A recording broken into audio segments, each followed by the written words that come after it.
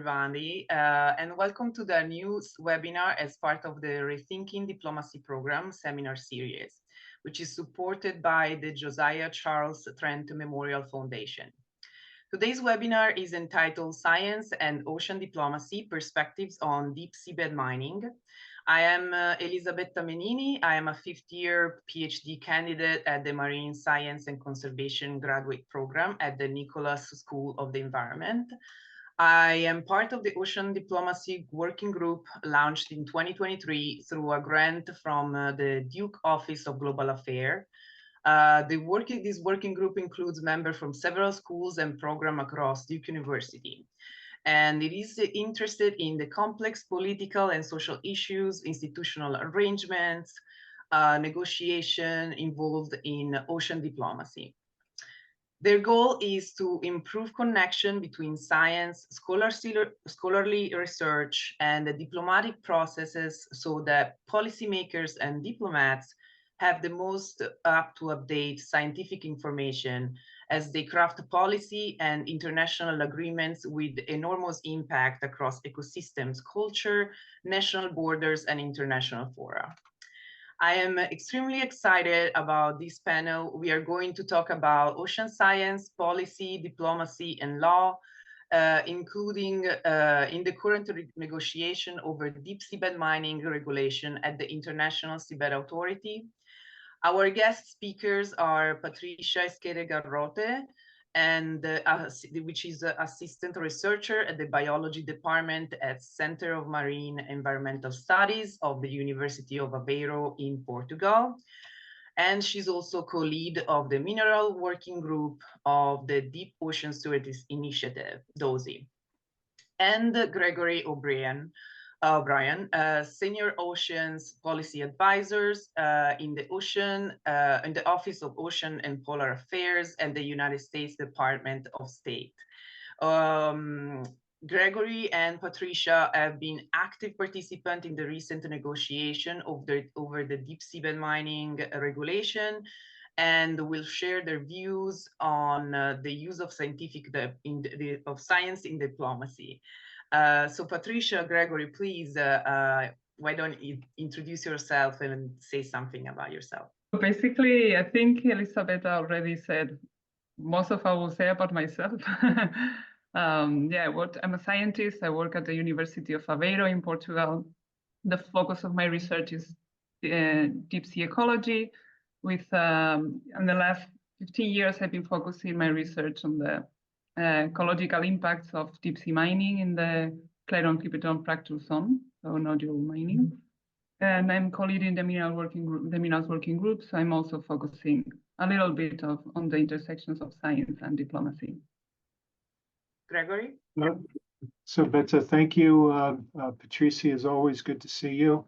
I wanted to first thank Duke, the Nicholas School, the Trent Foundation for organizing this webinar. It's a wonderful opportunity to exchange views and share information. So I cover a range of policy issues related to the law of the sea in my office for the department. In addition to work at the International Maritime Organization, I address issues related to freedom of navigation of ships and aircraft, but more particularly for purposes today, I've been leading the U.S. observer delegation to the International Seabed Authority since 2014. So thank you again. Thank you so much. Thank you so much for being here. Again, I'm just going to introduce a little bit of what is deep seabed mining and the International Seabed Authority to set the stage for the discussion. So deep seabed mining is an emerging offshore industrial activity involving the extraction of mineral from the ocean floor at depth reaching 6,000 meters below the ocean surface. On the international seabed, the area that you see here in dark blue, these resources have been declared the common heritage of humankind by the United Nations Convention of the Law of the Sea in 1982, or the UNCLOS. The clause also delineate the dual mandate of the International Seabed Authority, regulating and mandating managing the mining activities in the area and ensure effective protection for the marine environment from harmful effects which may arise from such activities is responsibility of the International Seabed Authority. To this end, the ISA shall adopt appropriate rules, regulation, and procedure commonly known as the Mining Code. The Mining Code includes regulations, procedures, and guidelines for prospecting, exploration, exploitation of the mineral resources in the area. And right now, the exploitation regulation are under negotiation among the member states of the ISA. Just to briefly explain the architecture of the ISA from an institutional perspective, I have here a scheme. The ISA has now 3 active principal organs, which is the Secretariat, the Assembly, the Council, and its subsidiary organ, which is the Legal and Technical Commission. The Council has legislative, policy-making, and decisional authority on the Mining Code, including environmental protection and emergency directives based on the recommendation of the Legal and Technical Commission of the ISA, which provide the technical expertise in law, finance, geology, biology, and so on. The Secretariat has administrative role, including drafting all the text of the policies, regulation, and procedure included in the Mining Code that gets negotiated and discussed among the member of the Council right now at 3 times per year, if I am correct.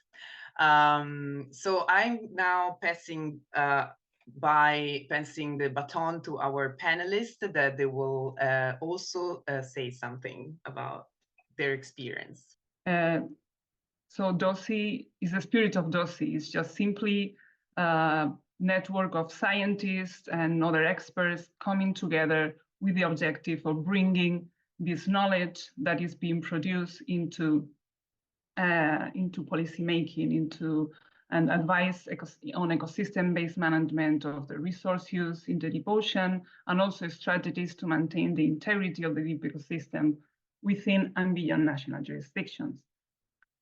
And as DOSI has an observer status in the ISA, and me as a colleague of the MIRAS working group, I've been leading the delegation for the DOSI delegation at the ISA for a few sessions already. So basically what we are trying, the importance of this, what we are trying to do is very simple. It's just common sense. If you think about it, the activities, the human activities of in the deep ocean are expanding, and are growing, and the impacts of human activities in the ocean are extending more and more into the deep sea. And when we talk about marine science and policy, what we're talking is that our human activities are affecting the ocean health, and at the same time, this ocean, the status of the ocean health, how the ocean works is affected. When it is affected, then it's affecting it's affecting ecosystem services that this ocean is providing, so that is affecting our human activities. So it's fisheries are going more into the deep sea, creating an impact. That impacts are affecting the ecosystem's functions and therefore ecosystem services. So this affecting again the capacity, for instance, of the fisheries to obtain the fish, the fisheries industry to obtain the fish. So basically, that's an example of a very well-established industry. And what happens with deep sea mining, it's emerging industry, something that we as humans are starting to think about and starting to it will be a future attempt. And we have a problem here, is that the knowledge that we have there's a lot of lack of knowledge. There's many knowledge gaps. It makes informing policy or making policies or making regulating the activity based on knowledge is very difficult when you don't have that knowledge.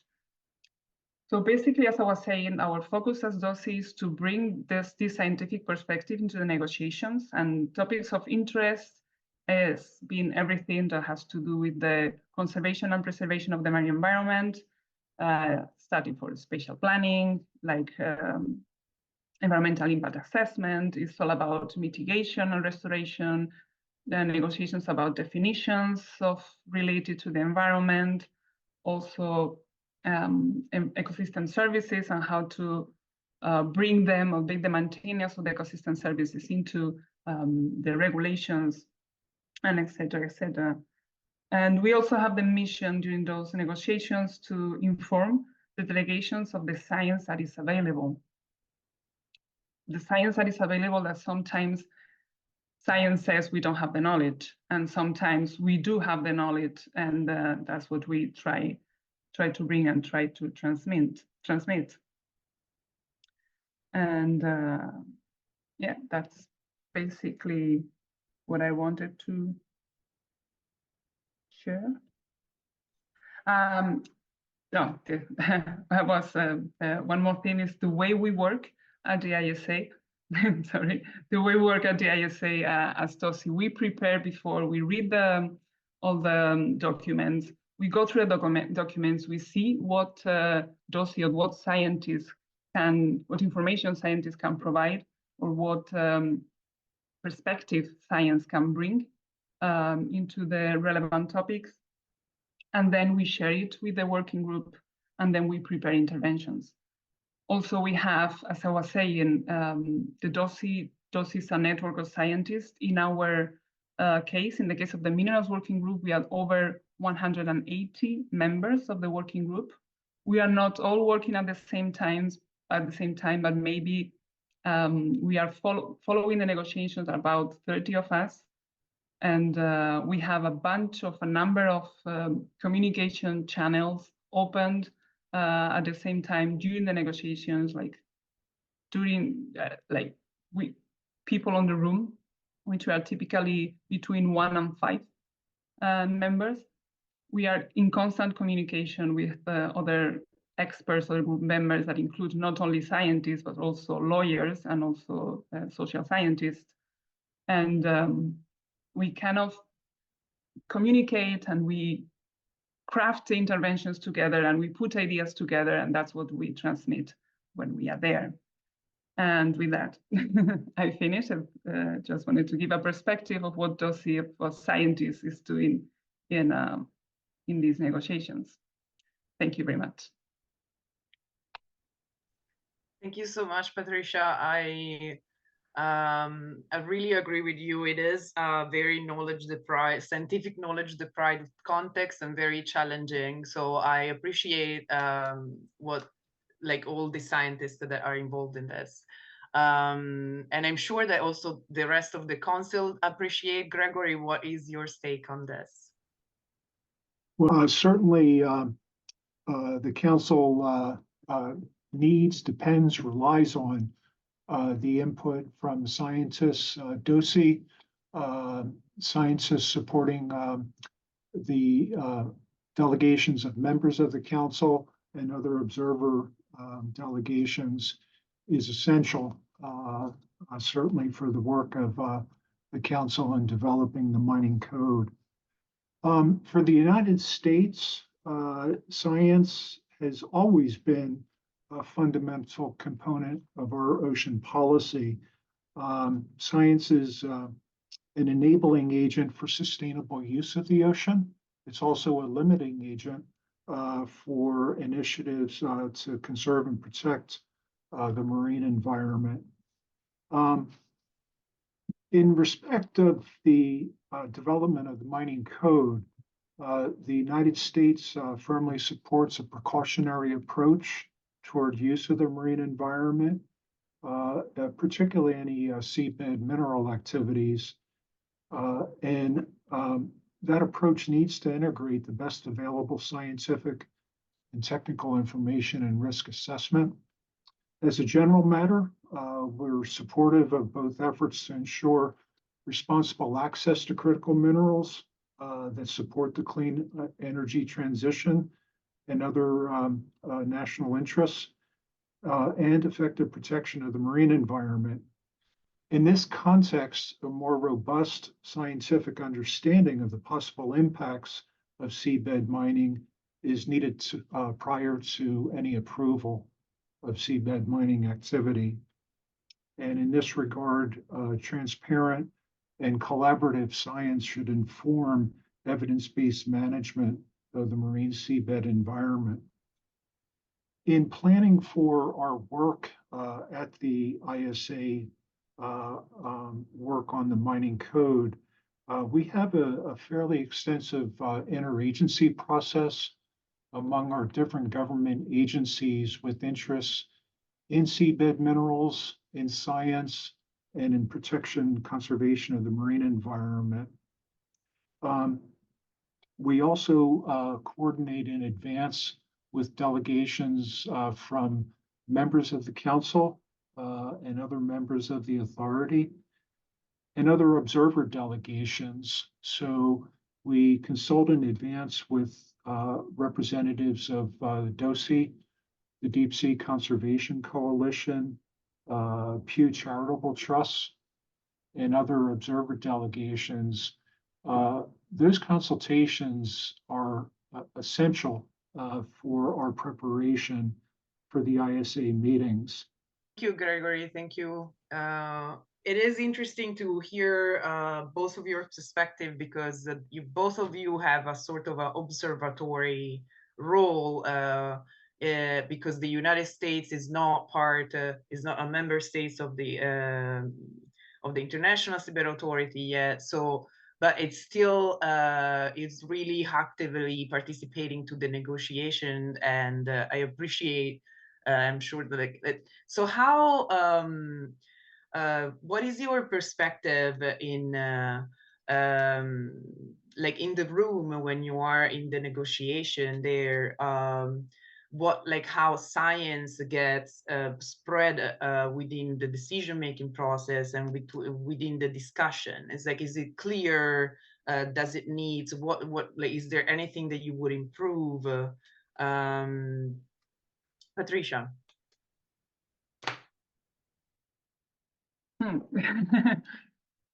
Well, the way I see it, there are several channels of how to bring the scientific perspective into the negotiations, and how the scientific knowledge that we have, gets into the negotiation, into the regulations. The regulations are based on the science that we have, or what we know, because as I was saying before, it's kind of common sense. We are humans. As humans, we decide to start an activity, to regulate an activity, and the first thing that you could think, okay, so what is that we know about this? And we want to ensure the effective protection of the marine environment. What do we have to do? Let's see what's the knowledge available. So there are several channels that can be done, and one will be officially, and it's always officially, but I meant one will be through the structure of the authority, which is in this case the LTC, which the LTC or any other kind of ad hoc committees or ad hoc workshops that are done for instance, that the ISA has been convening for the thresholds, definition of the thresholds, or definition of ramps, or etc. All that, just that the ways that the ISA has been finding to bring the scientific knowledge into the regulations and into what they're doing. And another one, and the last one is kind of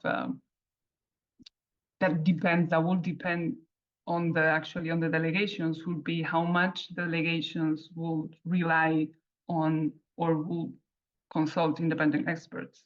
or their experts, and that has a problem, which is it depends on the individual delegations, and maybe all the delegations have a team of experts and they consult their experts and then they are well informed, or they don't do it at all. But that depends on the individual delegations, which many of them do.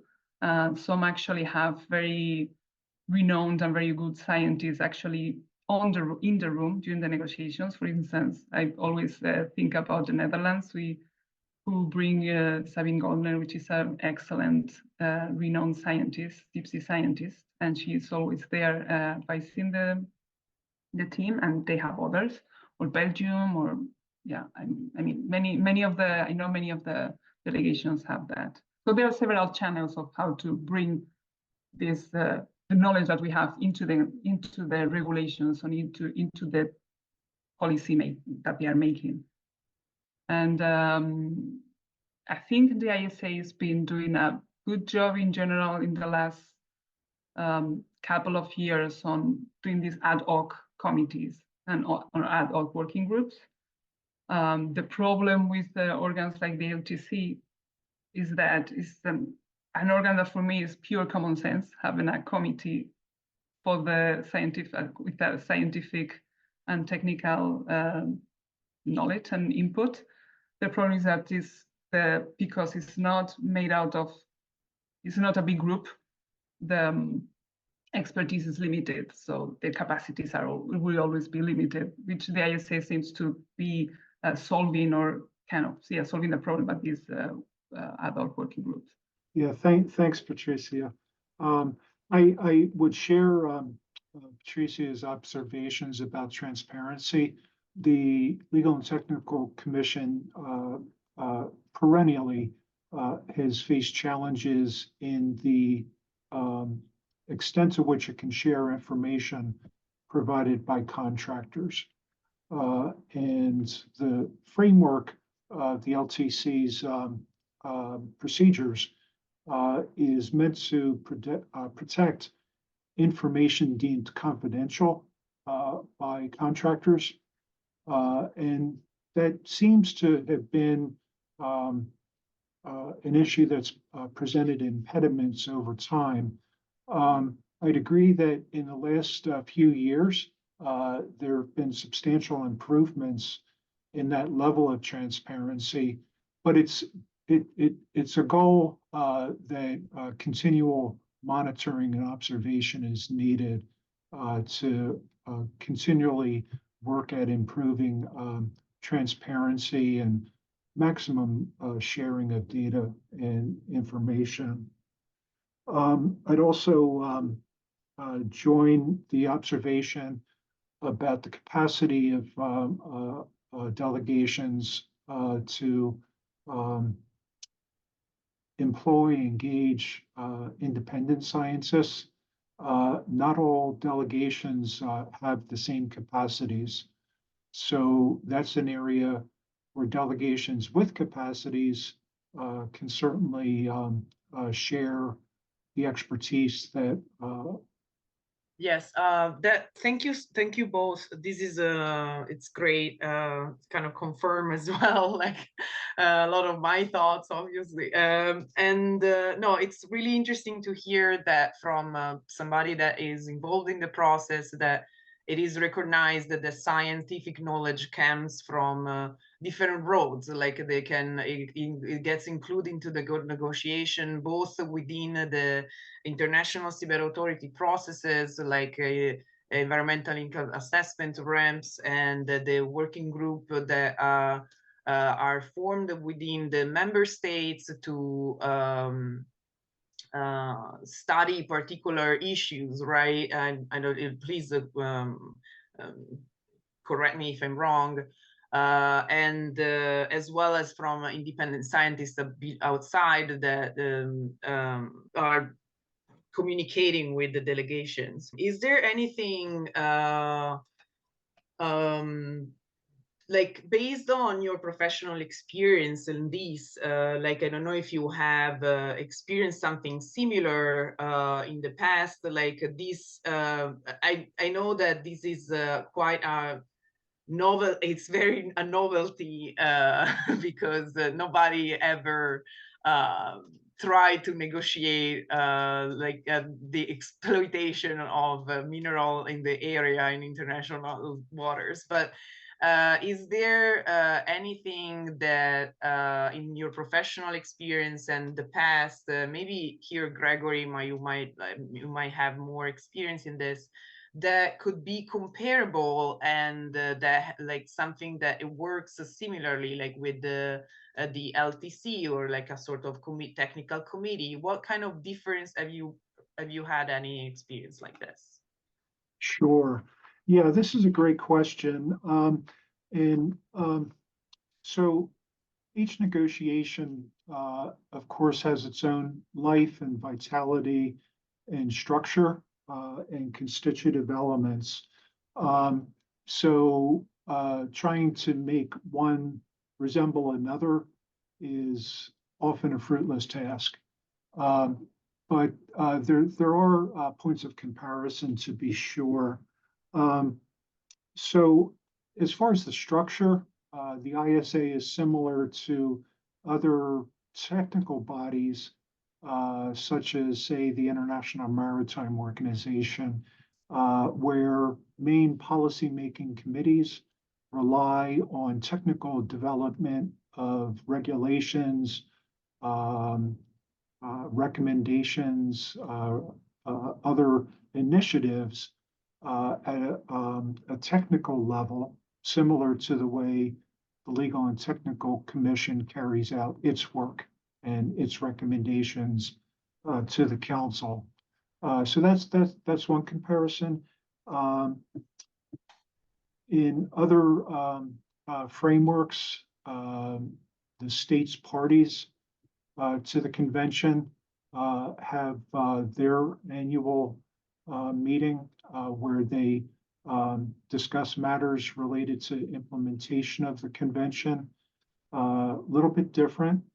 I've not been personally involved in the development of BB&J. My office has led our participation in that, so I have somewhat vicarious experience in it. It has some similarities in a historical perspective to the development of the convention and the authority itself. So it will certainly be interesting as time unfolds to see how the Conference of BB&J parties develops the bodies established under that treaty. Yes, BB&J is also a very interesting process. I wonder if our working group is gonna do a webinar about it. Maybe they already did. Patricia, do you have any comments on this? Like, have you experienced something similar or? Yeah, I'm not involved in other negotiation like this. I cannot compare what is in other fora. But I think it's very interesting the comment that you made at the beginning, like in the introduction of this question, saying that this is a completely new situation because it's in the sense that what countries are trying to negotiate is not or to regulate is not an industry that's been there, and then we find out that we have to regulate it and solve some problems. It's just a new thing, a completely new industry that hasn't even started yet. And also in an environment that is not well studied yet. So there's a lot of question marks. I think it's quite a unique, in many senses, quite a unique situation. But yeah, unfortunately, I don't have I've experienced it before, so I cannot help with that. Okay, well, just like this comment actually makes me ask you another question. It is very unique, it is true, and it's very controversial. Do you have, because of course it's it's seen as a possibility for a future development in like also like in developing countries as well, but also but is a very high risk for the environment. So do you have have you noticed that during the negotiation any like particular like or specific issues that kind of highlight this controversy and how this can be like and how it has been discussed or included in the text or excluded from the text? I've heard that there was some issue with the brackets in the last negotiation, but like so yeah, like something about this. Do you have any comment on it? Greg? Yeah, well, certainly. Sometimes it's tempting to view the parts of each session as a consecutive series. Sometimes it just doesn't operate that way. The session 2 years ago may have more influence on the July meeting, say, than what happened this past March. So in negotiating a framework like that, it is sometimes helpful to recall that it's the overall process is what's important. So A does not necessarily lead to B at all times. So I believe an openness to the process is helpful, and a commitment to the completed, agreed, finally adopted product remains the goal. At least that's my sense of the interests of all delegations.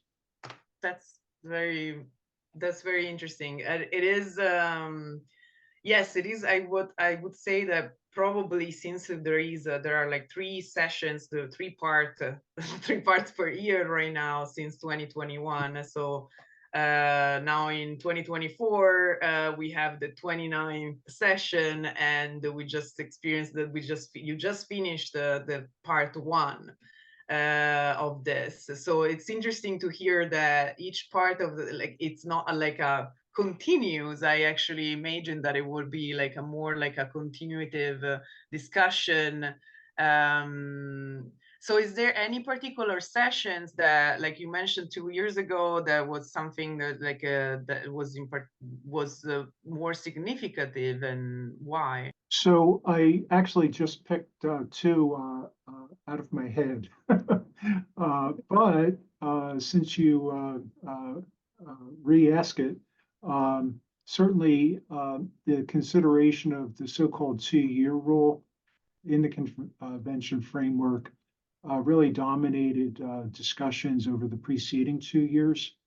The council, as anticipated in the convention framework, made a decision that it would consider that question if and when the time was appropriate to do so. So to me, that had the effect of allaying concerns that somehow seabed mining would commence absent any type of agreed framework. So I really trust that the council settled those concerns in its decision last year. But the point of that process was that each consecutive meeting for the time being is going through a review of the draft as it stands now. The council will return to the beginning once it's done the initial review. So that's when it becomes important to recall points that were discussed maybe 2, maybe 3 years ago, to ensure that concerns raised then do not remain concerns or questions unanswered. So that's all part of the process. And the council seems well situated to proceed in that process as supported by the Secretariat. To that, I would like to add as a scientist, and since we are touching on the huge point about the 2-year rule in that session. So as a scientist, it was what I will remark there is that a big part of the controversy and a big part of the conversation was all around whether we have or not, and a lot of things, a lot of comments from the country delegations were all around whether we have or not enough knowledge to regulate this industry, or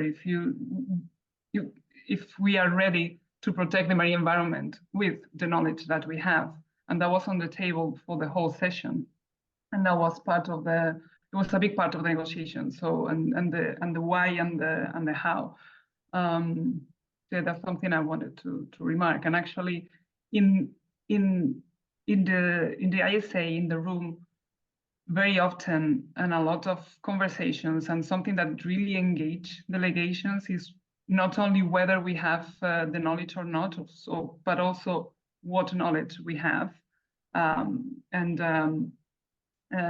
in the last, for instance, in the last session, the one that just happened, one of the big topics that was discussed is the environmental externalities, and whether and a part of whether we can or cannot introduce the environmental externalities into the financial model, which is, and how, which is very much linked with ecosystem services, which is very much linked with ecosystem functions.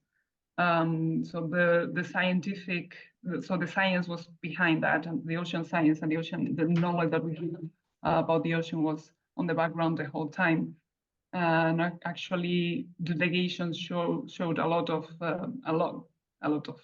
interest, and they had a lot of questions on what ecosystem services are jeopardized or are provided with the deep sea in areas that will be targeted for deep sea mining, and what are the risks, and if so, how can we bring those services into to value the externalities. So it's there's been topics related to ocean sciences that have been on the table the whole time, and for me was quite significant, again with the 2-year rule, that whether or not we have enough knowledge to protect the marine environment was a big part of the conversation for many. Yes, and to add on to Patricia's comments, the discussion on environmental externalities is important. It's obvious among the number of delegations that are insisting the environmental externalities, the cost of ecosystem services be factored into the regulations. Also, Patricia alluded earlier to the work really just beginning to develop environmental threshold standards. That's work within the Legal and Technical Commission to develop 4 separate standards on seabed sediment turbidity, toxicity of the water discharged from the collector vessel after the nodules are conveyed to that ship, light and sound impacts. And for the United States, our ultimate objective is a framework that ensures effective protection for the marine environment from the impacts and effects of seabed mining activities. To us, these threshold standards are key elements of that framework to ensure effective protection. To us, it seems apparent that those scientific gaps will be an important part of developing those threshold standards. In other words, we assume that scientists who are working on developing these standards need to have a comfortable baseline assessment of the marine environment to develop a standard for an acceptable or unacceptable level of sediment turbidity, for example. So we're aware of the projected timeline for completing that work. But from our perspective, we want to ensure that those standards are strong, robust, and fully supportable. Some other interesting issues that have developed in the last couple of years that delegations want to address in the regulations.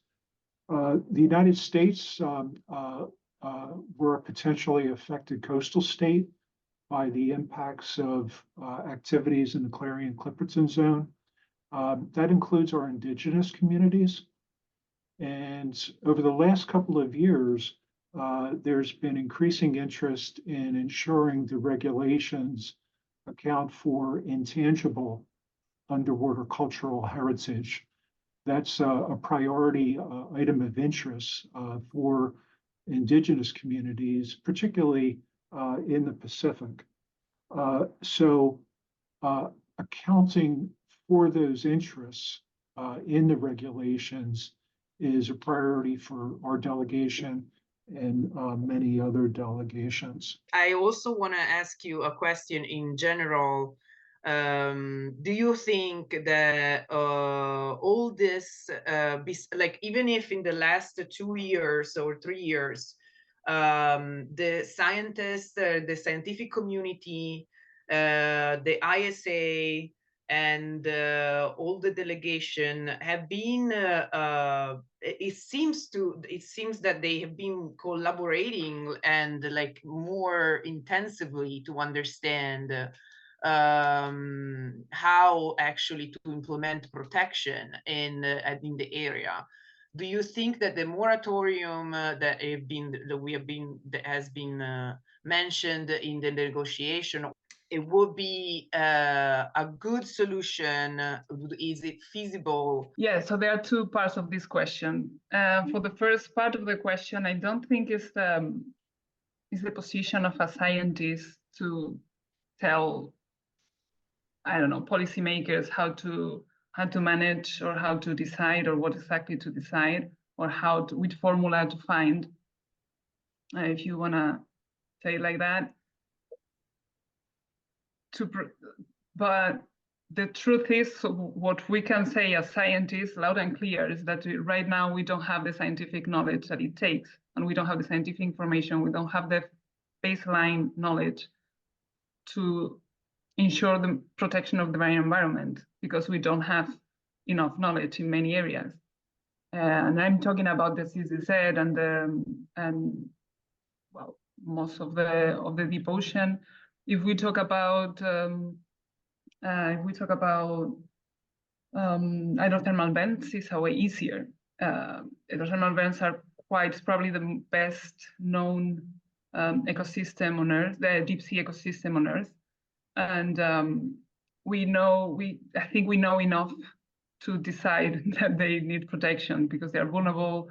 They have huge value for humans, so it's pretty clear they do need protection. And how it's kind of not that difficult, then it's a matter of making decisions on how to protect them. About the abyssal plains with nodules, we just don't know enough on how to protect them. We cannot protect that area with the knowledge we have. That's a fact. That's something that there's no doubt about it. So we do need more time. And how do you call that time, or how to manage to have more time? That's not for a scientist to say, but we do need more time to gather there are too many knowledge gaps to actually know how to protect the marine environment. And then what was the second part of the question? Sorry, yes, it was big. It's like, it was more like, yes, the moratorium, it will provide more time. Would it be, do you think it's feasible? Like, do you think, how do you feel within the negotiation, even a personal perspective, if, do you think that the moratorium will be implemented?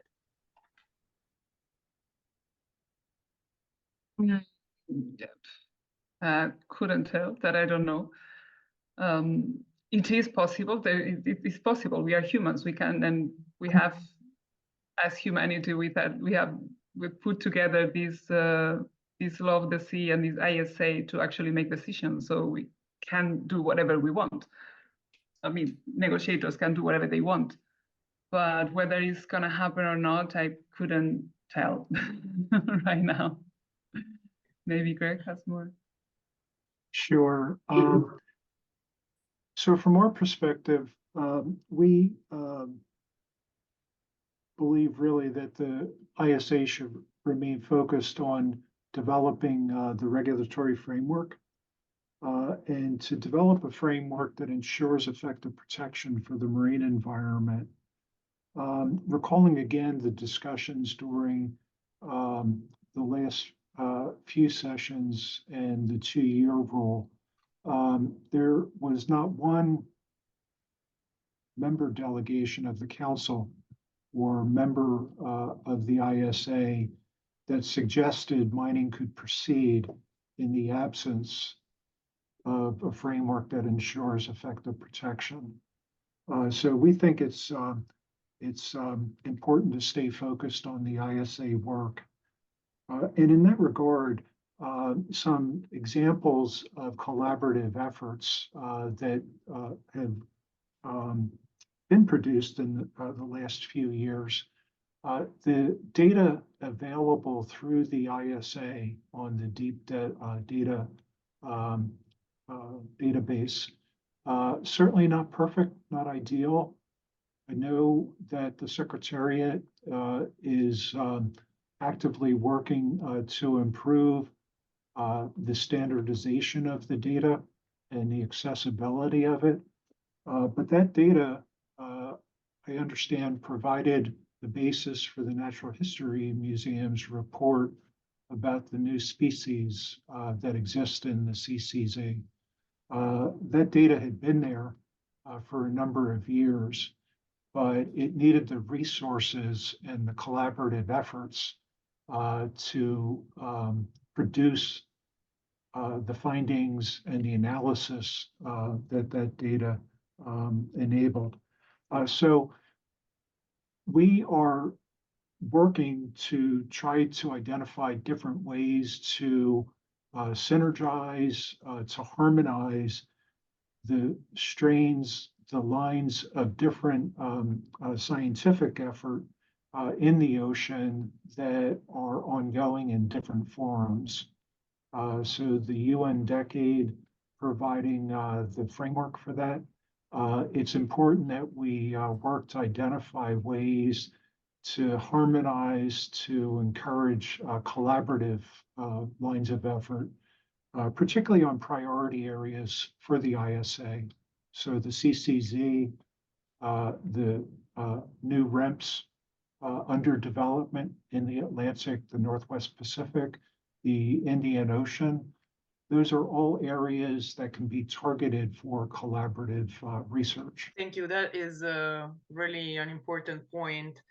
We are like close to the finish, and I would like to ask you both questions, since we have a few students listening in, and we had a question from a student. What type of research and would you recommend to connect with DOSI and opportunity in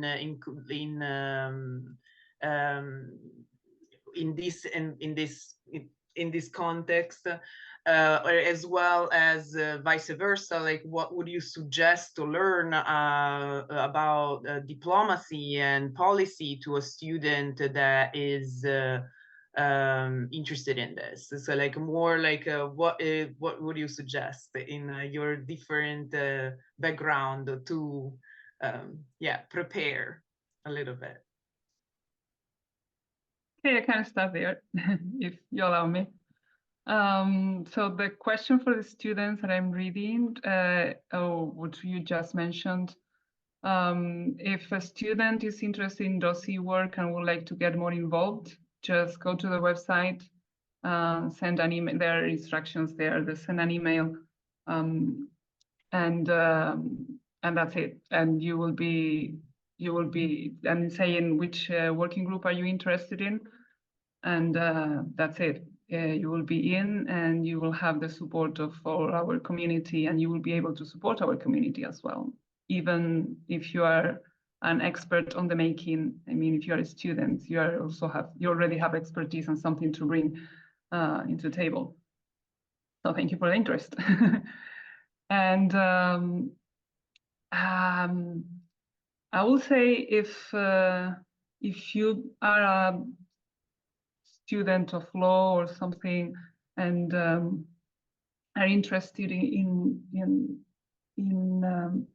negotiations that involve deep sea science or any kind of ocean science, and you think that in the future you would like to participate or to kind of advise these negotiations, being a lawyer or being another kind of expert or a diplomat, the advice I will give you will be go to the basics, learn the basics.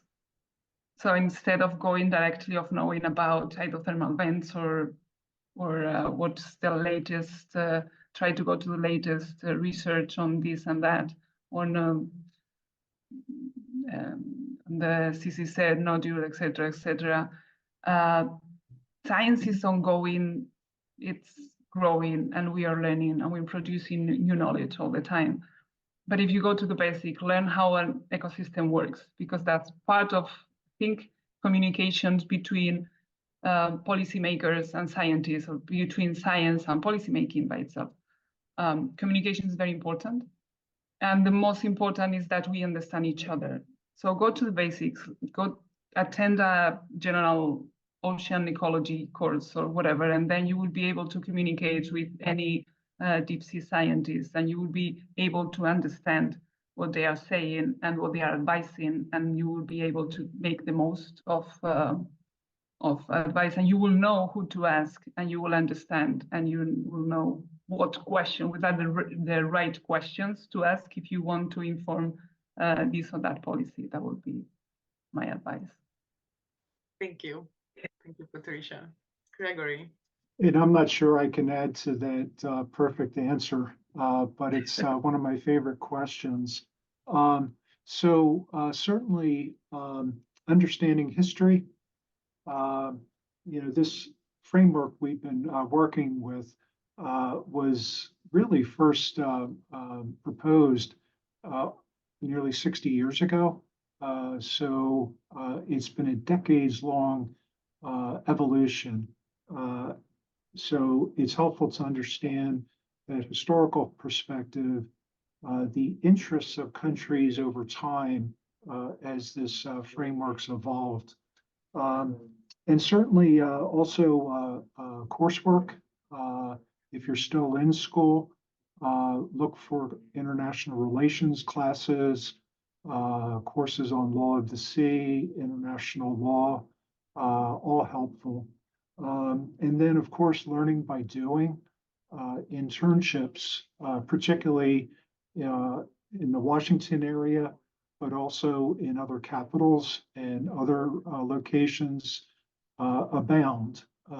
They may not be the ideal internship or a person's first choice, but any opportunity to learn by doing is going to be drudge work, probably, but it's useful as a foundation for observing how sausage gets made. Thank you. Thank you so much, both. Thank you to the Rethinking Diplomacy program. And if you are a student that is interested in this horizontal view of policy, science policy interface. I think the Rethinking Diplomacy program can provide a lot of information on the website, and get in contact to them. I want to thank you again, Patricia and Gregory. This was a very nice, very informative discussion. Thank you so much.